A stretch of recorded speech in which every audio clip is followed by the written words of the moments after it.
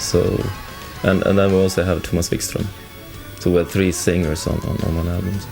At that time, I had already worked with Ian Howland, who was the original Europe drummer, and he was already drumming, even though we didn't know who was going to sing the whole album. We were just doing the drums, and I was thinking, okay, we'll see who's going to sing. But Ian Howland was leaving on a European tour with Glenn Hughes, which is a name that speaks for itself.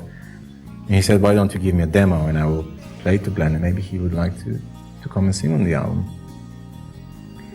And that was really fantastic, because Glenn Hughes is definitely one of the best singers there is, period.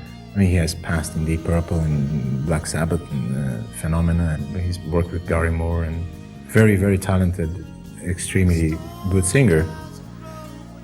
So Ian Howland took a tape with him and played it to Glenn, and then my phone rang one day, and Glenn's manager was on the phone. He said, Glenn would love to do 3 songs. I met Glenn when I started working on the first Brazen Abbot album, and that must have been '94. Glenn is a fantastic singer, there is no question about that, and I felt really honored to have him perform on my first album. Needless to say, I was amazed from the results, because he's just an amazing performer. That immediately gave a special flavor to my first album, and obviously that contributed to getting very good reviews and finding my place in the rock scene. Media accepted the project immediately, and a big portion of that is thanks to Glenn's name appearing on my album.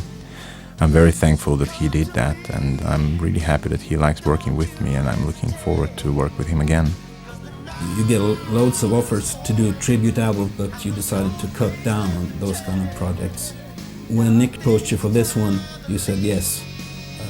Why? I didn't say yes at first. I wanted to hear the song. Yeah, true. And, you know, Nick's a dear friend of mine, but I also wanted to make sure that it was going to be something that I could actually enjoy, and that my fans would buy as well as Nick's fans, because it's another part of my career.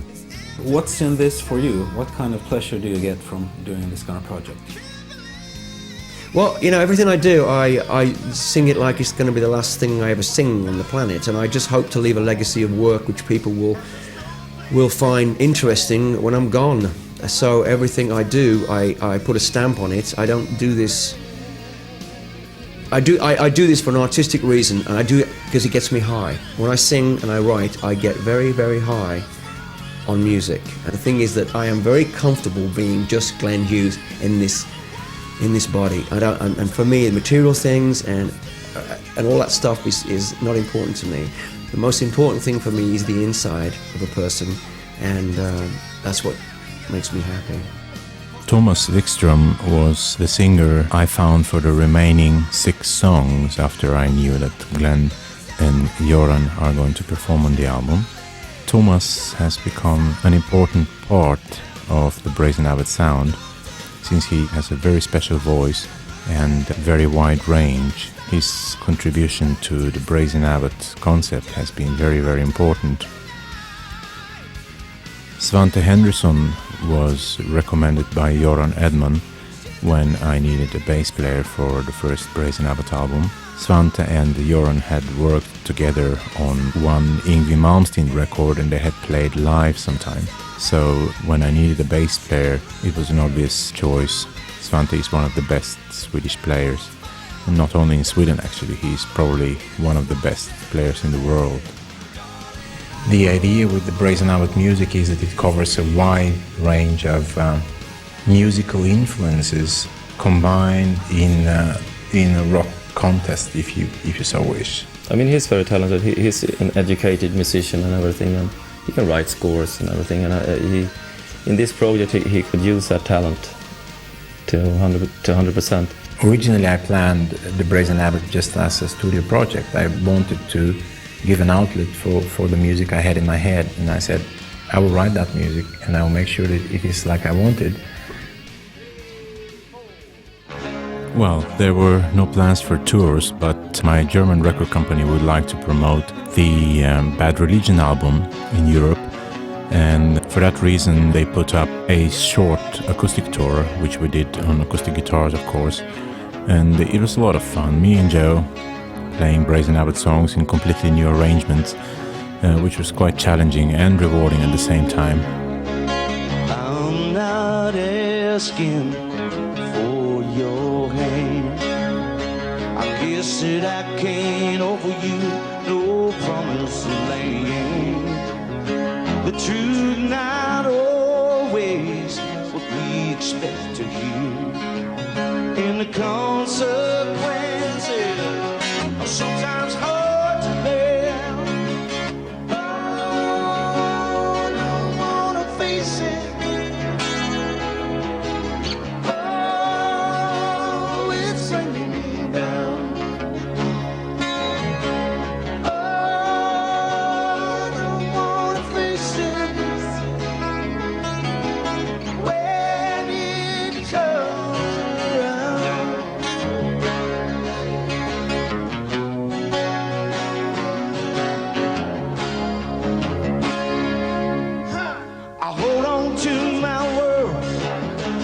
Hold on to my rules, by occasion let them song on me.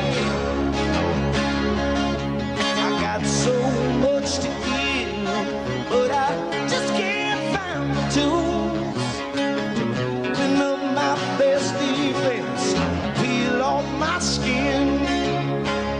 All I'm really asking you is to give me some more time.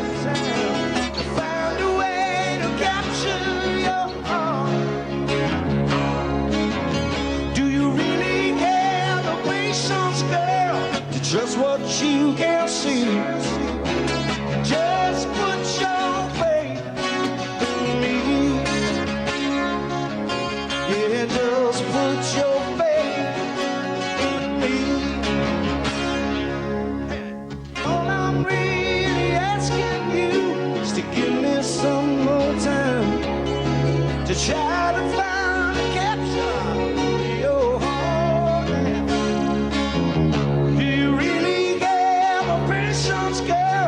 Just what you can see.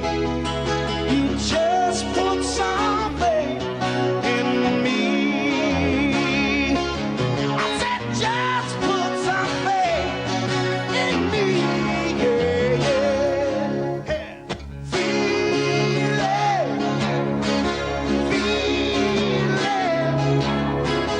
feeling like a rolling stone.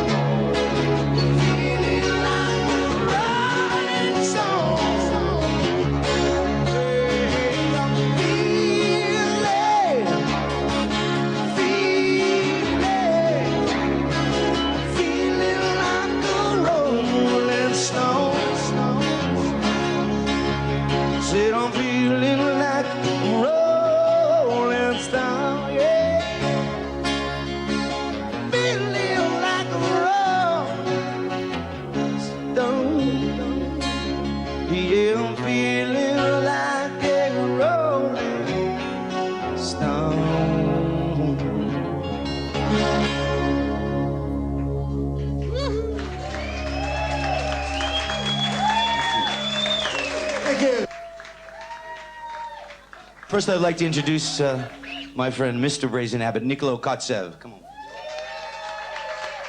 Guitarist. Thank you. On the end of every evening, we even found some time for jamming, as you can see here with Jeff Paris and Jorgen Carlson. That was a great time. Sunday I go down to the Baptist church. I get on my knees and pray. I say, yeah. Well, Lord, me then baby's got my line. I said, you got something to say without better. I got love.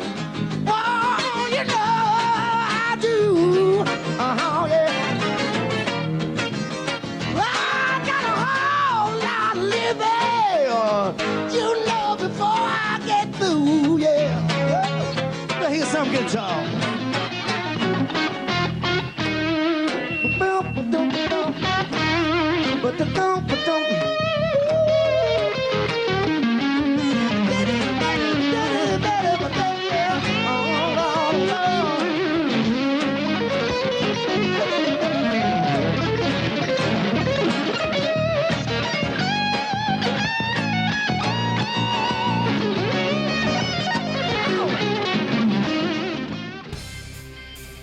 I first met Nick through the phone, obviously, or a fax, or both. Pretty sure it was a fax at first, where he gave me an introduction letter and asked me to perform on the Brazen Abbot project. And he sent me some tapes. I was incredibly impressed, and the dialogue began. And we talked so much on the phone, but by the time that I got here to Holland, it was like we were brothers. So, we became great friends. I have known Joe since 95 or 96, I think. We have worked on 4 albums since then, 3 Brazen Abbot albums and Nostradamus. We're good friends, and I look forward to working with him. He's always fun to have around, and we have conversations, we speak a lot. He's just a great performer. I feel very comfortable with him. Excellent, incredible. I look forward to it every year, whatever project we're doing. So he's just a consummate professional and incredible virtuoso. And I learn so much every time I come to do a project with Nick. So not only is it a great friendship, but at the same time, a great learning process. Nick's studio is par excellence, so it's state-of-the-art studio. You want for nothing, really. In fact, I enjoy it. I look forward to it. It's sort of like a vacation with work, It's great. Holland is a very lovely place.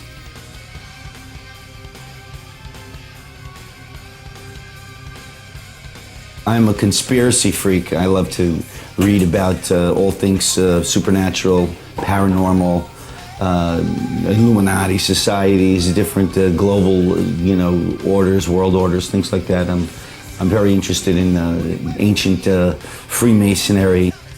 We don't only work in the studio, we just find a lot of nice themes to talk about. He's an interesting person, very intelligent, and our conversations usually cover a wide range of subjects. Anything mysterious and secret. We're not all just, rebels and hooligans and things like that. Now we actually have something to say here and can make a difference.